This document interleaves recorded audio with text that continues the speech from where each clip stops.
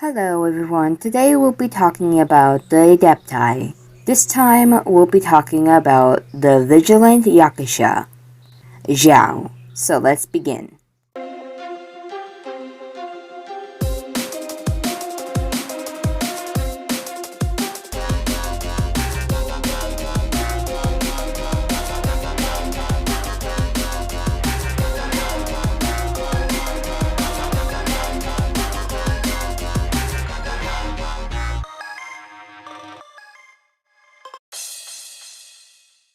Xiao is a playable animal character in Genshin Impact. He is an Adeptus under the name Aladdis, and the only known remaining member of the 5 foremost Yaksha, dispatched by Morax to subdue the demonic spirits that plague Liyue.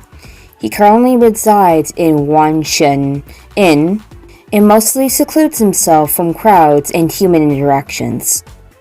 Xiao is a male character in Genshin Impact. His weapon is a polearm, and his element in vision is Anemo. His birthday is April 17th, and his constellation is Aladdis Nemesis. His nation is Liyue, and he was to affiliations, those being with the Adepti and the Yaksha. His special dish is Sweet Dream, which is a variant of the almond tofu. He had become a playable character on February 3rd, 2021. The voice actors of the Yaksha are Layla Birdsons in English, Kim Sen in Chinese, Yokosuju Matsuoka in Japanese. He also has 2 Korean voice actors.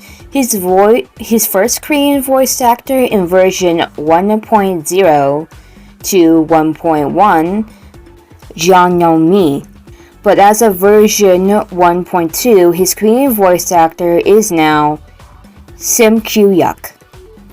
Xiao has 2 titles, those being Vigilant Yaksha and Bane of all Evil. Xiao has dark medium-length hair with a teal undertones, swept back and with 2 longer locks to frame his face. He has pale skin, golden irises with a cat-slit pupils, and his eyes have red makeup similar to Zhongli and cloud retainer. Xiao also has a purple diamond making on his forehead and a green tattoo around his right arm. Xiao wears a white sleeveless shirt with suitable cloud patterns.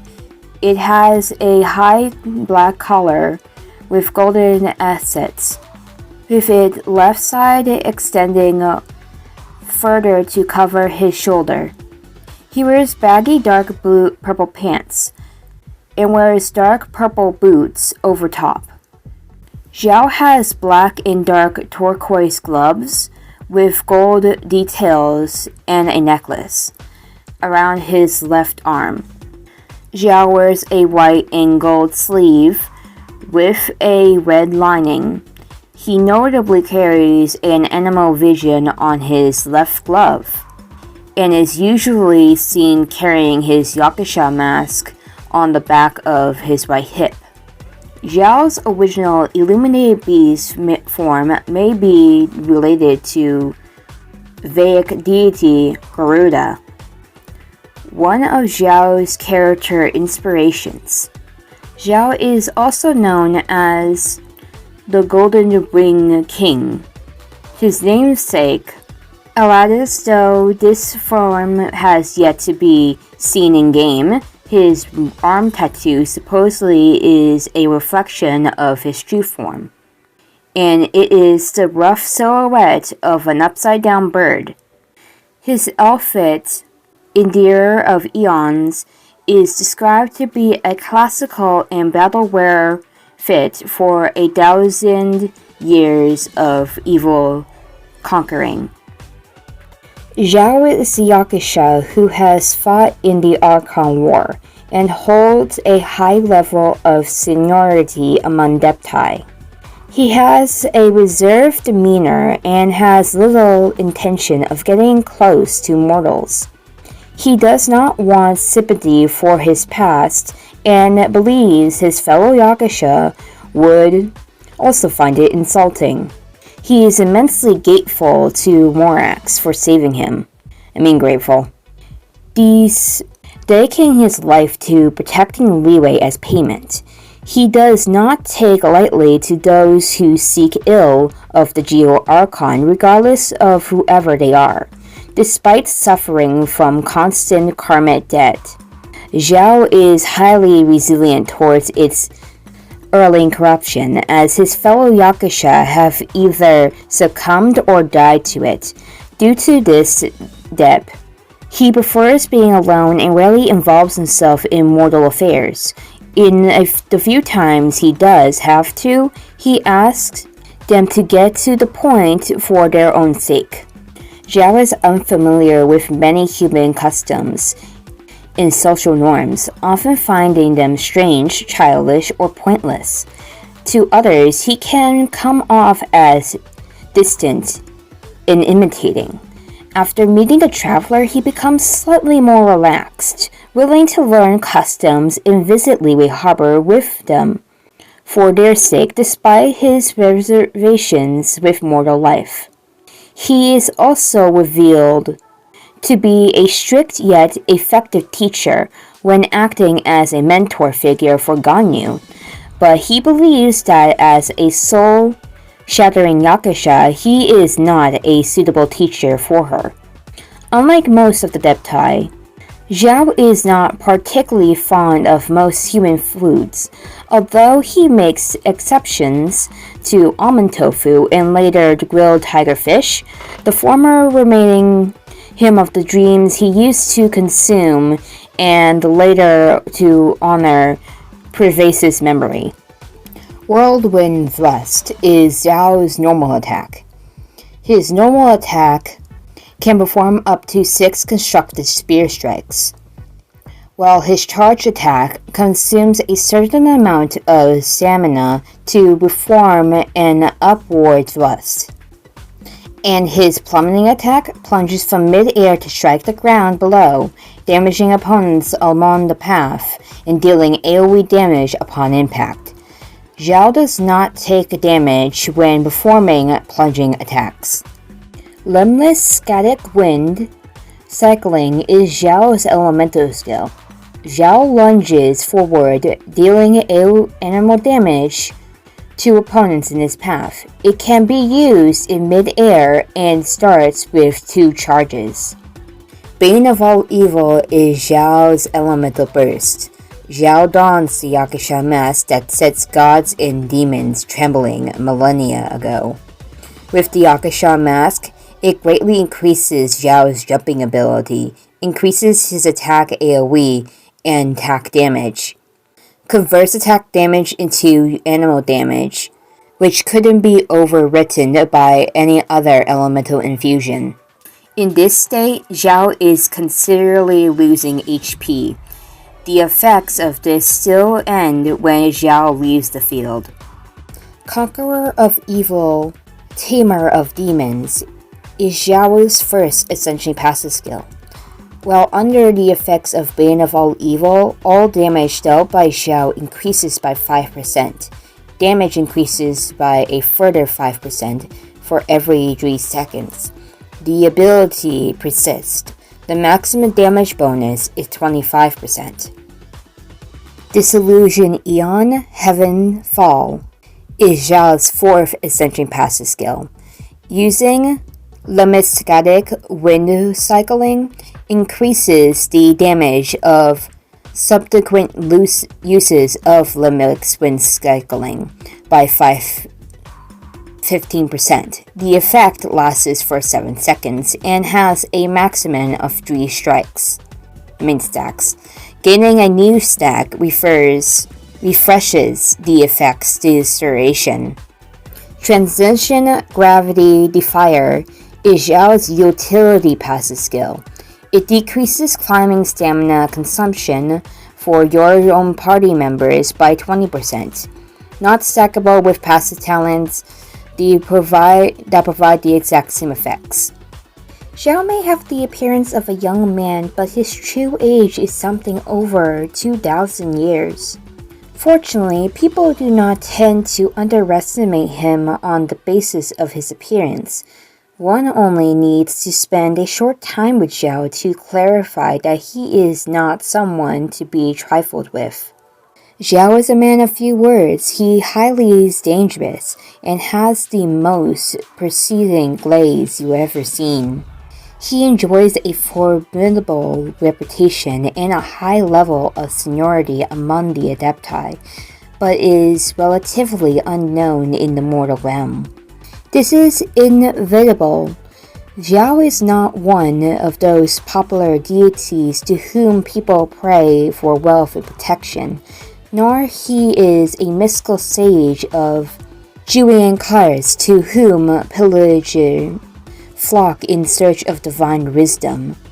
No, if any mortal witness Xiao's unleashing his true power, it is certain to be undear to the direct circumstances, and they will be extremely lucky if they survive the ordeal. This is not because Xiao seeks to harm people, rather since Xiao wages a constant war against dark forces powerful enough to devour Leeway in its entirety. Any bystanders who witness him in the heat of battle are likely to end up as collateral damage. Not that it's just a secret worth going around silencing witnesses for. What exactly is Xiao wrestling with? The tactful answer would be old grudges, unfulfilled dreams, the limitations of the vanquished. The immigrated truth is that Xiao fights against the remains of the defeated gods from the Archon War. He took place prior to the rise of the Seven. Morax defeated those gods and buried their remains beneath the rocks of the earth. However, gods are immortal. Their consciousness may diminish, but their power and hatred will always remain and spread like poison, resentfully stirring up chaos for the world and its inhabitants. Leeway's rulers, who are aware of the truth regarding Xiao, refer to him in his millennia-long existence as the bane of all evil. The war he fights can never be won, and he'll never become to the end.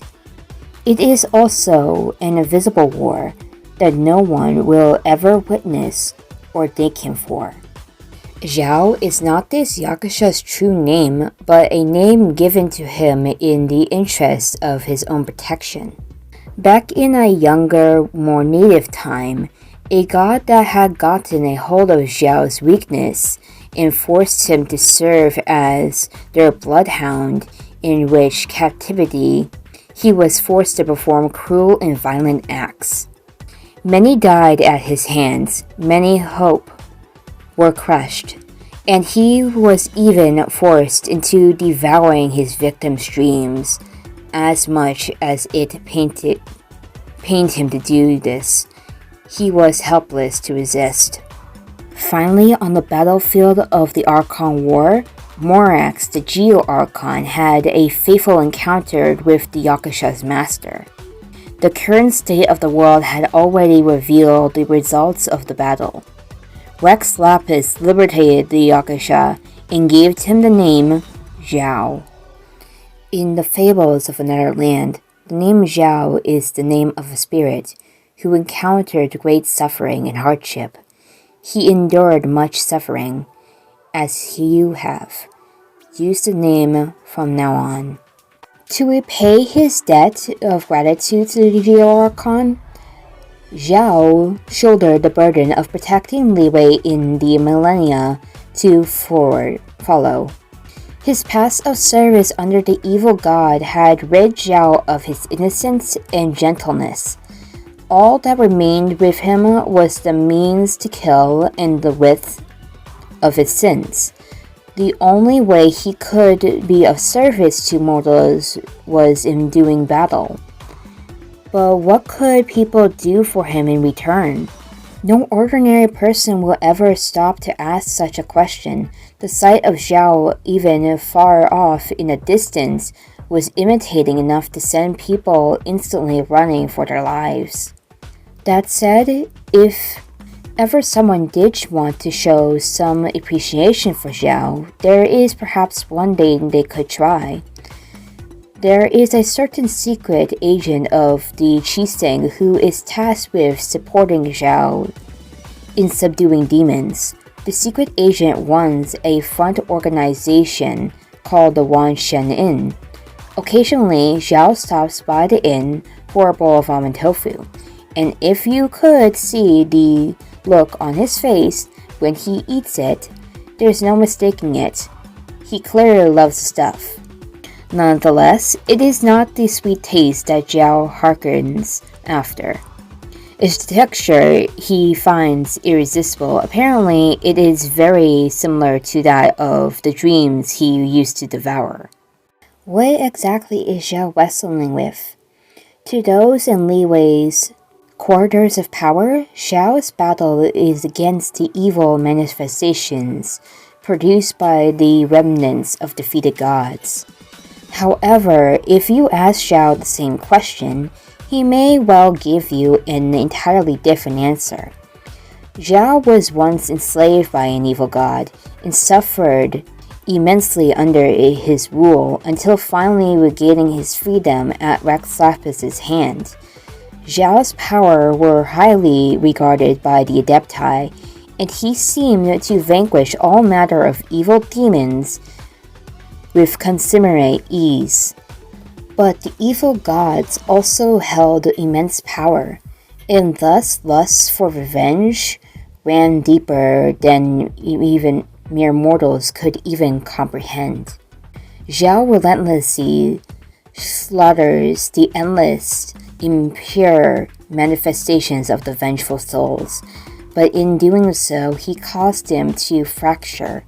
Eventually, these fragments of their hatred were able to taint Xiao's own soul. The only way to eradicate such hatred is to accept the karmic debt it brings. The magnitude of bad karma Xiao has accumulated over the years is enough to consume flesh, bone, and soul alike. And yet, Xiao does not fear any hatred or feel it, having lived for over 2,000 years. No single karmic debt consoles anything more than a fleeting memory. No grudge can last 1,000 years. Know it any debt is great that it couldn't be paid off in this time. Xiao has spent many long years alone, but his battle has never been in vain, because ultimately, the one with whom Xiao wrestles is himself. What does Xiao fight against? The traveler understands very well that Xiao fights against the darkness, and that threatens Li Wei. He fights to defend Li Wei, but who would defend him? There was once when most of Xiao's strength was spent fighting from dusk till dawn, with men victorious by their mere hair. The reeds in the forest had been sliced into ribbons in the fierce fighting, plucking his spear from where it had been planted in the ground. Xiao began to thrust home. Well, one says home, yet where did Xiao have to return to? He was merely leaving the battlefield. Long exhausted, Xiao felt the divine hatred that tainted his body take effect. Luminous hatred flood in a sense. He felt some to the ground in agony. But it was also at that moment that the pain vanished without warning. That was not by Xiao's own strength. He had been rescued by the sound of a flute. The clear, lovely sound of a flute came over the mountains and rivers, carried one with the wind to where he lay. And clear it continued to ring till the first light of dawn, brought with it the startled flight of distant birds. It protected Xiao, measuring his wild senses and giving him the moment of peace. Who was playing this music? Xiao was curious but did not pursue the matter, for he already had something approaching an answer. The last person who could help him was one of the seven themselves. So this person, too, must be. A scholar of Shumero academia once did folklore studies in Liyue, the result of which was a book called Tour of the Land of Liyue, with separate editions being available in Shamaru and Liyue. Hidden Diamond and Cloudy Moon, Wonders and Folklores of Liyue is the version available in Liyue and has many mystical and magical proportions removed. The Ode to Windborne Wraith is one of the mystical chapters that had remained recorded within the complete version at the Academia. The document mentions that through the Yaksha were mighty in upway among the Adepti, they were bound by their own karma to suffer great horrors, and tribulations. As such, they wandered the land in a state of unending suffering. The chapter lists many methods of confronting the Yaksha, such as food offerings, holy chants, and that alike. These would appease the Yaksha and help them to continue defeating and defending the peace. As notable warriors among Adepti, the Yaksha would often descend upon the battlefield in person. However, as conflicts grew over the millennia, they have almost been wiped out. Today, large statues of the Yaksha subduing demons remain within Liyue's borders, but they have had their features destroyed. By the way, the language used in the text was also Mandarin, and its contents so dense that it is sold far fewer copies than the travel guide and the international cultural summaries within by L. Musk. All Adepti are known as the mighty and illuminated. Adepti, and this illumination refers to the light of a third eye that they possess, a vision. But do Adepti receive their visions as a form of acknowledgement from Celestia, like humans do? Xiao no longer remembers the moment he received his vision. To humans, this would be an unforgettable event, but for him, this was just the beginning of this endless battle. The thing that Xiao truly couldn't forget is something different. There was a great many human festivals, and few remembered the stories behind them. The greater part of these days collide with occasions where man-eating monsters were defeated by the Adepti host. People imitated that their deeds and staged exorcism rituals to remember their ancient heroism, with these practices eventually evolving into celebratory festivals. The hated and residual might of many of the gods defeated by Morax throughout Liyue will sometimes erupt with abnormal force and admit their half-awake, half-dreaming state. Among them, the eruption that takes place during the Lantern Rite is the most extreme in scale. Xiao has a mission to perform the time-honored New Dance of Evil Conquering, and so he fights night and day during the Lantern Rite. Thus, he has come to hate it. Now Xiao did not consider battle dangerous. It was due to his hard work that Liyue was kept safe. People lit their lanterns, and the blessed lights soared across the night sky and the near shore. At the moment, another special feeling blossomed in Xiao's heart. Loneliness? Peace? Or was it the fears for the future? The young seeming Adeptus searched it in his heart, only to find no answers. The name Xiao in Chinese means demon. More specifically refers to a single-legged mountain-dwelling demon. Xiao's Yaksha name, Alatus, is Latin for winged. In Chinese, it is Jinping, a reference to the golden-winged Great Ping, a mythological figure in Chinese Buddhist works such as Journey to the West.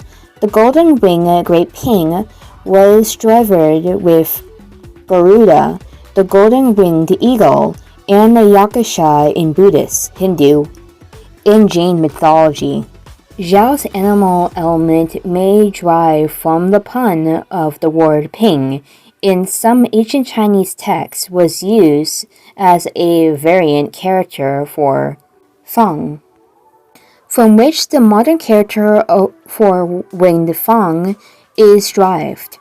During a turning point, he mentions that his name means swiftness. Based on the Chinese version of the line, my Yaksha name, it means numbness. Okay, that was wrong. It's nimbleness. He is referred to his Yaksha name, which is Latin for winged. His constellation Alatus Nemesis is Latin for winged nemesis. The Chinese version of the title, Conqueror of Demons, is Zhangmo Deisheng, meaning great sage who subdues demons.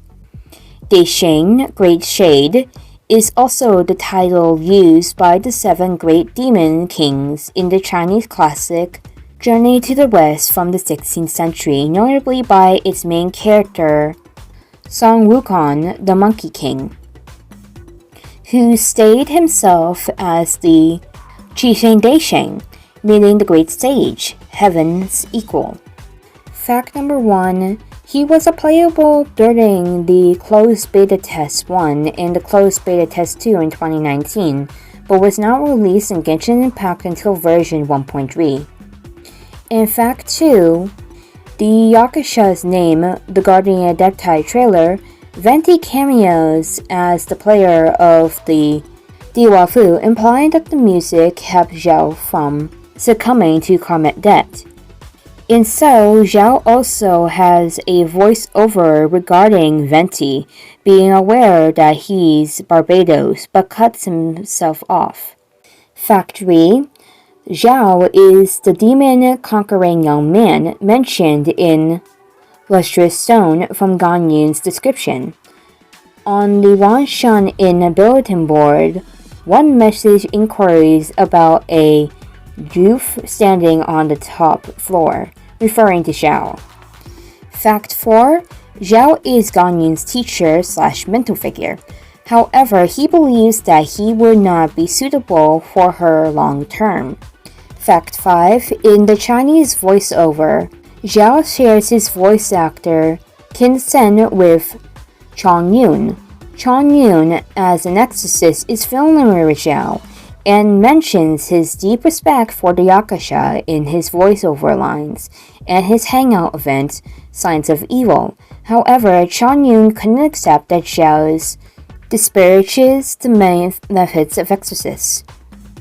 Fact 6. In multiple dialogue scenes, he is seen to be capable of teleporting, leaving behind a puff of black, white, and green smoke. Fact 7. Xiao generally avoids mortal affairs, but he does find a few people notable, such as Hu Tao for her interesting yet irritating humor, and Beidou for defeating the Leviathan by herself. Fact 8. The reason Xiao enjoys almond tofu is due to its texture, resembling that of the dreams he once consumed. Fact 9. Xiao says that he has no need for sleep. In Fact 10, Xiao mentions that Morax was the one who gave him his new name, Xiao, and also helped revive him of his pain. Similar to Venti, in Zhonglin's voice lines, Zhonglin asks the traveler to deliver some painkillers to Xiao to cure his agony, indicating that deep down Zhonglin cares about Xiao. in the Yaksha Story's teaser, which is narrated by Jianlin. It is stated that Morax summoned the Yaksha, including Xiao, to vanquish the demons of the world and restore order to Liyue. And now that was the end of Xiao's information. Next time, we'll talk about Kuqin. So see you next time. Bye.